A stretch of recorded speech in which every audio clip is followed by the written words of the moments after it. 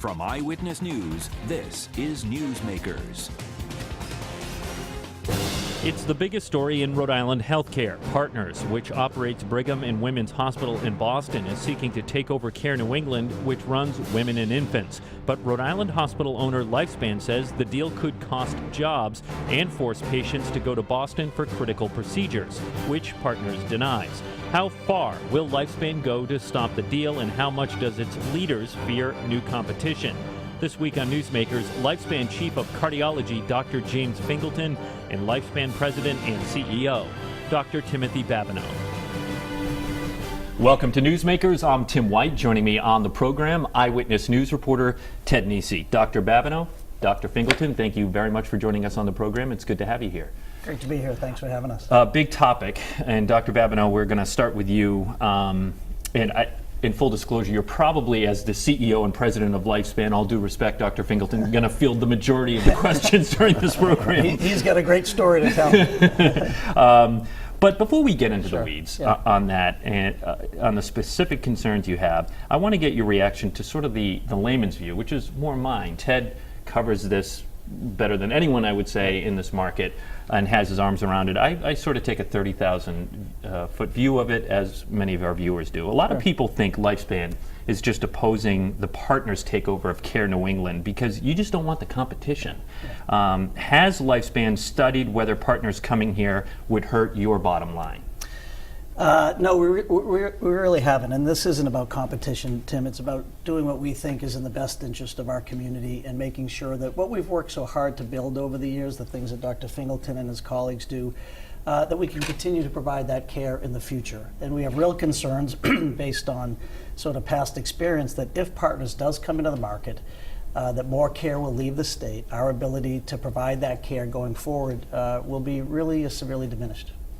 So, you know, you've been talking a lot now about Brown, Lifespan, and Care New England coming together, doing an alternative, an academic medical center in Rhode Island. And one thing I have been hearing from people when they hear that is they're like, well, wait, okay, Partners is big, and we get that, and there's reasons to be nervous about that. But Lifespan and Care New England together would be very big and have huge dominance in medicine and around. Why shouldn't people be nervous about that too? Yeah, because the way the future of healthcare is headed is we need more cooperation between the systems. You know, we talk about what might be lost if Partners comes. Loss of jobs, loss of care, loss of local decision-making authority.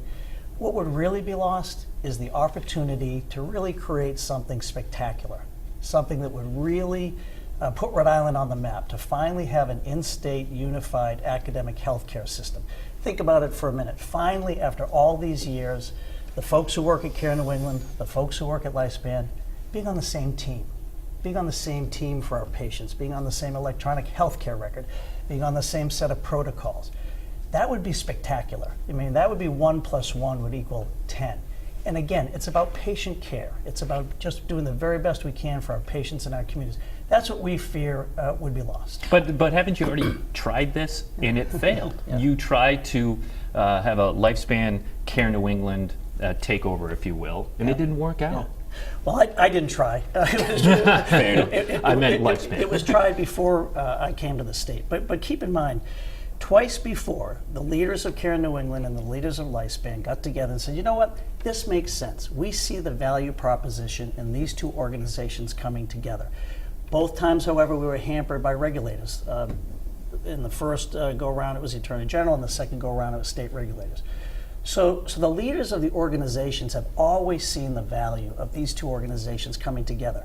The last time it was tried, if you will, was over 11 years ago. It's too important to not try one more time. We have different leaders, we have different economics, we have different state leaders, we have different circumstances. We have OHIC, to your earlier question. You know, that's the Health Insurance Commissioner. Thank you. So people get concerned about big because, you'll have more market power, you'll raise prices. We can't. In the state of Rhode Island, we have the Office of the Health Insurance Commissioner that caps commercial rate increases. So the fear, if you will, of too big really doesn't apply here. Let me bring you into the conversation, Dr. Fingleton. You're at the Cardiovascular Institute. That's your wheelhouse, your specialty. Partners actually is in Rhode Island a little bit already, because down at Kent Hospital, the Brigham's been doing their cardiology for a while. They have an affiliation. That's been about 10 years now they've been doing that. What have you seen as someone who knows that world and the cardiology world from them being there? Has there been any significant effect on patient care in Rhode Island that you've seen? Well, what we've seen from their affiliation with Partners at Kent is that they do have a preference for sending their patients to Boston for cardiac surgical care. You know, the cardiology is done at Kent, and some of the cardiology is done up at Brigham, but if they need surgery, they preferentially send their patients to Brigham and Women's Hospital. Unless the patients can't go to Boston, or if they have an emergency situation that the time travel would make it hazardous for them to go, then they come to Rhode Island Hospital for their cardiac care. So we've seen an impact. We've seen, since I've been back at Rhode Island Hospital, it's been a noticeable decline in referrals from Kent County Hospital. I believe in 2017 they sent about 150 patients to Boston for heart surgery. Now, 150 patients doesn't sound like a lot, but that's really a full-time year volume for one surgeon. So that's a significant amount of patients. And that's about 20% of our current volume. So it's not an insignificant amount of care being exported out to Boston. But is it really such a great distance that people are going to be worried about it? Look, I don't need to tell you, both Brigham and Women's has a very strong brand. Mm-hmm. And people think that the healthcare in Boston is among the best in the world. Why wouldn't somebody want to take that 50 to 60 minute drive up to Boston for cardiac care if it's not an emergency situation? Well, you know, and that's the public perception, but the fact of the matter is that the care that we deliver, our results are as good, if not better, than anybody else in New England, and that includes all the hospitals in Boston. If you look at all the metrics, all the data, cardiac surgery has the STS database, and if you look at all the metrics, we're dead on even with the best hospitals in Boston, the best hospitals in New England for that matter. And Tim, we would never suggest patients shouldn't be able to choose where they get their care. I mean, a patient should be able to receive care anywhere they want. So we would never suggest if somebody wants to go, they shouldn't be allowed to go. What we're talking about is just making sure folks are aware of what's provided in the state, and really the opportunity that will be lost if Care New England goes to the Partners healthcare system. I think the opportunity to create the vision that has been, talked about for 20 plus years, that leaders have said is the right thing to do, may be lost forever. And again, bringing these two organizations together, having the faculty on the same team, that would really be spectacular. And that would really be something that for years to come would be a jewel in the state of Rhode Island. Let me ask you, Tim, because when I talked to Dr. Finale, who's the CEO of Care New England a week or two ago, he said they estimate right now, Care New England got into this mess because their finances have been bad for quite a few years. Right. And they need a lot of capital investment, which they say they can't fund entirely out of their own revenue from their current hospitals. Yep. He says they need about $100 million more in capital investments over the next 5 years beyond what they can afford in their current budget outlooks. And part of why they're going to Partners, they say, is they have the deep pockets to get that cash in one way or the other. Where would Lifespan get that cash if you and CNE came together? Because you always say, you guys aren't rolling in money with OHIC and everything. Usually you tell me, wish you had a little more. Sure. So where would Lifespan find that money for the capital investment that it seems like everyone agrees Care New England needs? Right. Great question. So a couple things. One, I'm sure those capital needs are real. I believe they are real. I also believe they have existed for quite a while. So the notion that perhaps they've suddenly cropped up and that's being used as a reason to sort of beat the clock and get this transaction done, I don't think that's in the best interest of the community, number one. Number two, Lifespan has a strong balance sheet. We have debt capacity. We would love to be able to get another covers, if you would, of the financial status of Care New England. We haven't been allowed to, so I'm not going to sit here and make a commitment. That would be irresponsible without knowing exactly what the needs are, what they'd be used for. But we have a very strong balance sheet. We have debt capacity on our balance sheet. Debt capacity meaning you'd borrow it? Yes, yep. My understanding is exactly what Partners is offering to Care New England. Partners isn't giving Care New England any money. My understanding is, and if I'm wrong, please correct me, that Partners will allow Care New England to borrow money that Care New England will then be responsible for paying back. I believe that's the Well, that's I wish, the, I wish Partners would tell me. I've asked. You should ask some more. And if I could say something, I would guess that a lot of that $100 million is money that they need to be able to compete with Lifespan. So if you look at some of those needs, a lot of that could be taken up by synergies. So now you've got synergistic needs that Lifespan can fill that maybe not be so capital intensive. So providing coverage, providing call, providing access to technology, et cetera, et cetera. You're probably talking $40, $50 million of synergies that you don't have to outlay cash for that already exist in the system. So, one of the concerns that Lifespan has laid out in a Partners Care New England takeover in the ad blitz that you're doing is that it could cost jobs in Rhode Island. If there were a Lifespan takeover Care New England, can you right here guarantee there would be zero job loss? That would be irresponsible again without knowing the details. Then how can you use it as a flare against Partners Healthcare? Of the transaction, because at least what they've said publicly is they said there'll be some back office consolidation. I would say right now at Lifespan we have 800 vacancies of positions we can't fill. We need more frontline caregivers. We need more techs. We need more nurses. So. I would not anticipate out of the gate there would be any job loss with the two organizations coming together. We need more people. We're having a hard time hiring, enough folks now. So let me see briefly, just because that's interesting. We'll have people listening, and they might have a kid coming out of college or going into college and say, "Well, wait a minute, Dr. Babineau, what should I have them study?" What would you advise someone today who might have an interest somewhere in the healthcare space to go learn today? Not necessarily a doc, but what, some of the maybe the more achievable things. Really, everything. So we need technicians, we need X-ray techs, we need CNA, certified nursing assistants, we need medical assistants, we need nurses, we need nurse practitioners, we need respiratory therapists. I mean, our hospitals have never been busier, and we have amazing nurses, amazing doctors. But it's a tough job market, and we're always on the outlook for talent. And right now, we've got a lot of vacancies that we're having a hard time filling. Have you met with Governor Raimondo on this issue? No. Yeah. No, Do you feel like you should? Well, as the governor of the state. Yeah, exactly. So, I speak to the governor informally from time to time. She's aware of our position. She's aware that we feel pretty strongly that an in-state solution is better for the state. The governor will do what she thinks is best when she thinks it's time. One thing that came up is when I mentioned it, people said Dr. Babineau's coming on this week. They said, "Well, how come?" Last year, you spent, I think it was last year, you spent months talking with Partners privately about a three-way deal around Partners and Care New England and Lifespan, some conglomeration. If it was private, so I don't know exactly where it would have gone. And you were willing to have those discussions and entertain that idea, but now that you guys aren't in it, you don't want to see Partners come into Rhode Island. How do you square those two ways of looking at this? Yeah.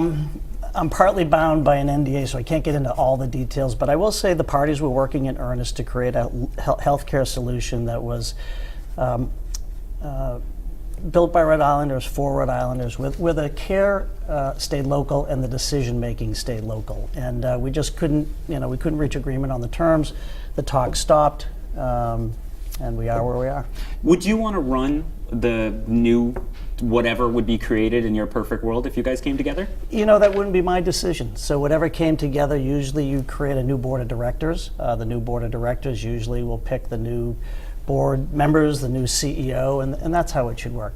We're going to take a break here on Newsmakers. When we come back, this conversation will continue. Our guests are Dr. Timothy Babineau, he's the president and CEO of Lifespan, and Dr. James Fingleton, he's with the Lifespan Cardiovascular Institute. Stay with us. You're watching Newsmakers.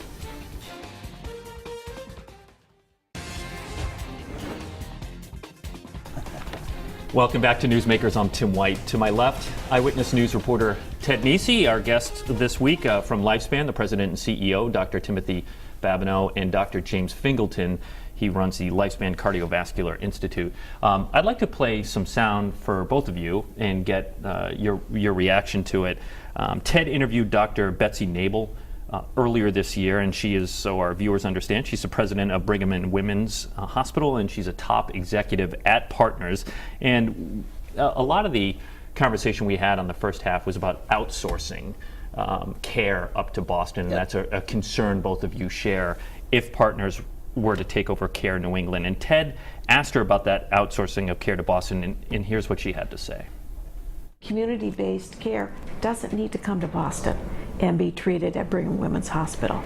The best care at Brigham and Women's Hospital is the very, very sickest patient, heart transplant, bone marrow transplant, very complicated cancer care. But for care like a pneumonia or heart failure or a knee replacement, that care can easily be given in the community at a community-based hospital. Not to put words in her mouth, but she's, I would say, saying you guys might be overblowing the issue on outsourcing care to Boston. Appendectomies are still going to happen in Rhode Island. They're not going to ship them off to Massachusetts. How do you respond to Dr. Nabel? I think Dr. Nabel in that statement is accurate. And by the way, I have enormous respect for Dr. Nabel. I have enormous respect for the Brigham. Great organization, great leaders. So it's not about that. We would agree that the care that belongs in the community will stay in the community. What we worry about, and I think it's been referred to, the 1%. 1% of patients will leave Rhode Island and go up to Boston. What's in that 1%? What's in that 1% is what Dr. Fingleton was mentioning, those high-end specialized services where 50 cases, 100 cases make a difference. And if those cases don't stay in Rhode Island, the 1%, our doctors will not be able to keep up their skills. Our ability to recruit and retain talent will be diminished. And over time, what we have worked so hard to build here for our community, for our patients, will get eroded over time. So her statement and my statement are not in conflict. I do believe the routine care, they have every intention of keeping it in the state. I believe that to be true. It happens now. But it's what's in that 1% that everyone agrees will go up to Boston. It's the 1% of cases that he needs to keep his skills up, that our neurosurgeons need to keep their skills up, our cancer specialists need to keep their skills up. And it won't happen overnight. It'll happen slowly over time, and it'll almost be imperceptible until, 2 or 3, 4 years, we're going to look around and say, where'd everybody go? Where'd everybody go? And now the services we can provide in the middle of the night, we may not be able to provide anymore. Well, Dr. Fingleton, let me bring you in on that because, people might say, well, you're not going to close Rhode Island Hospital if Partners comes officially takes over Kent and everything. Why wouldn't just your strong care that you talk up, you're proud of your doctors and the work that they do, why wouldn't that just be a draw and it doesn't matter what if Partners wants you to go to Boston, they're going to come to Rhode Island because it's in their hometown and that you give good care? Well, we are a draw to a certain extent. We do get a lot of patients that prefer to come to Rhode Island Hospital for their care. But it's that 1% that they're talking about happens to contain a lot of patients that would get cardiac surgery. And those are a significant amount of patients that are going north. And a lot of it is not necessarily the volume and all that stuff. What it really is, it's the average Rhode Islander that, not disrespectfully, maybe not know any better. They're bypassing a great institution to go to another great institution, which involves a lot of travel, a lot of expense, a lot of extra hardship and difficulty, where they could stay right here, where their families could visit them easily. Everything is easy if it's local, and the quality is equivalent. So why go to Boston? It doesn't make any sense to me. Let me ask you, Dr. Babineau, I think I heard some heads explode at Brown when you first came out and a few weeks ago and said that you wanted to do the academic medical center here, because the grumbling I heard, unfortunately not on the record necessarily, was we went to Lifespan when Partners was bubbling up with Care New England. We wanted to do a deal, and Lifespan wasn't interested at the time. Now they feel like the horse is out of the barn, and now we're starting the conversation. Why, when Chris Paxson came to you, whenever it was early in this process, did you not say right then, yeah, let's get on, let's head this off at the pass? I'd say that's not entirely accurate. Okay. We have been talking to Brown. They're a great academic partner. Chris Paxson's a terrific leader. This is complicated, but we have been at the table with Brown on and off over the years. The market was pretty dynamic. We were trying to figure out the way forward. Decisions get made. Brown ends up partnering with Prospect, which we didn't think was a great idea. But they said they came to you before they went to Prospect. And we did, and we talked, and we were trying to work through the details. And again, because of market dynamics, couldn't quite, get this thing nailed down and get to yes. That's water under the bridge, Ted. That's water under the bridge. And again, this is too important to not try again. And I think, again, I don't want to put words in her mouth. I think if you ask Chris Paxson now, she would strongly prefer what we're advocating for, which is an in-state, unified academic healthcare system. Brown's the big beneficiary. Their medical school gets instantly better.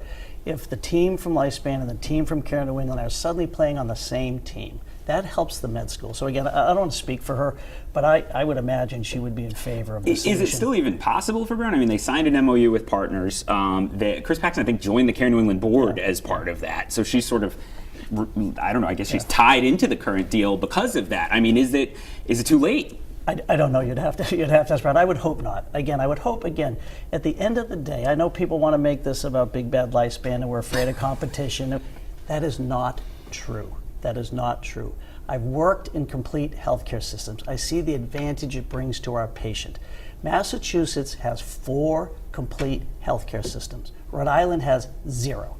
We deserve at least one. Our patients deserve at least one. This is too important to not try to do it. I know it's been tried in the past unsuccessfully. That's not a reason to not try again. Do you think Lifespan has ever maybe had a little too sharp of elbows, and that's coming back to you now? You know, you said yourself, big bad Lifespan. You know, people, you guys are the top dog. You've been dominant for a long time. Is that making it harder to make alliances right now? I don't know, Ted. Again, the past is the past. The present is the present. I'm sure we've made missteps just as other organizations have made missteps. But again, to use that as a reason to not try again, I think is irresponsible. And again, the board of directors of Lifespan feel very strongly as fiduciaries of the community that they're acting in the best interest of the community. We have a very strong difference of opinion as to what's best for the community right now between us and Care New England and Partners.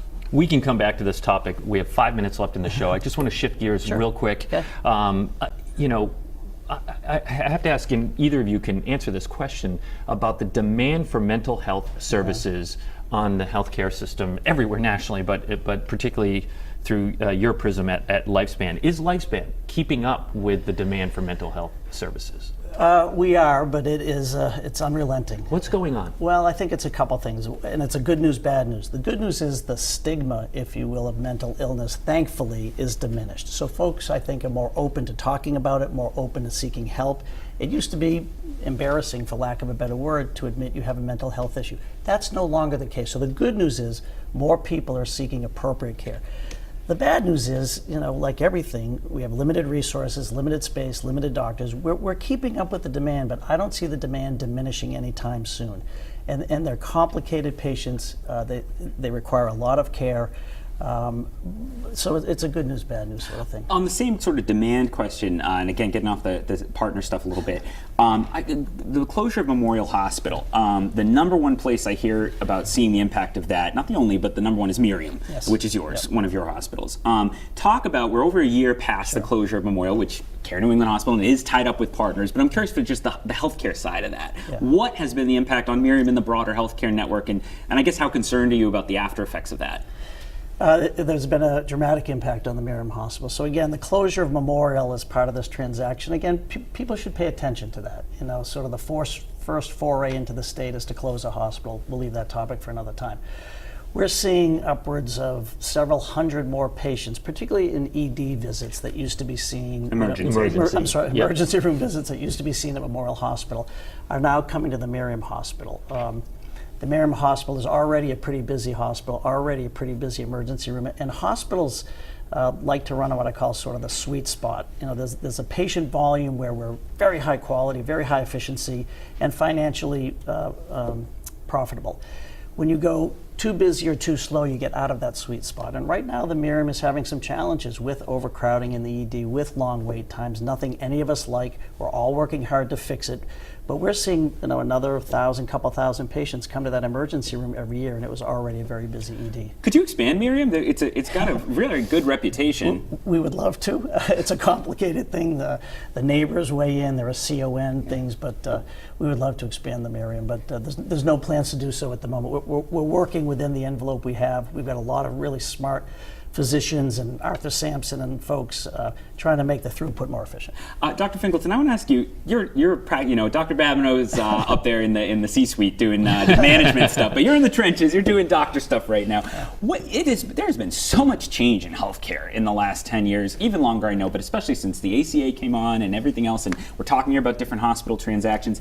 What's been the impact day to day for doctors? Do you feel it in your day to day of providing medical care, all the changes happening, or is it sort of noise past, you're just worried about a patient in front of you?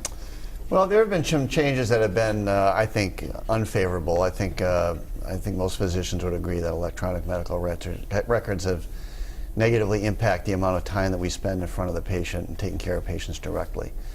But outside of that, I'm really involved in taking care of patients, and thank God 90% of what I do is still what I did 10 years ago, which is, seeing patients, looking at their studies, operating on them, taking care of them afterwards. That's still intact, and for the foreseeable future, I don't see that changing. But I would say the electronic medical records has probably been the least favorite change that we've seen in the last 10 years. Must drive you nuts. You put a lot of money into electronic medical records as CEO. You were forced to by the federal government. That was a mandate from the government, unfortunately. So Unfunded mandate, as they like to do. He's innocent. You're not blaming me. All right, yeah. All right, we're out of time on the program, and look, I understand this is a very thick topic, but it is an enormously important one, and if you need to get caught up on it, make sure you catch and read Ted's excellent reporting on this. You can read it on WPRI.com. That's where you can also watch this entire show if you missed any of it. For Ted Nesi, I'm Tim White. We will see you next week on Newsmakers.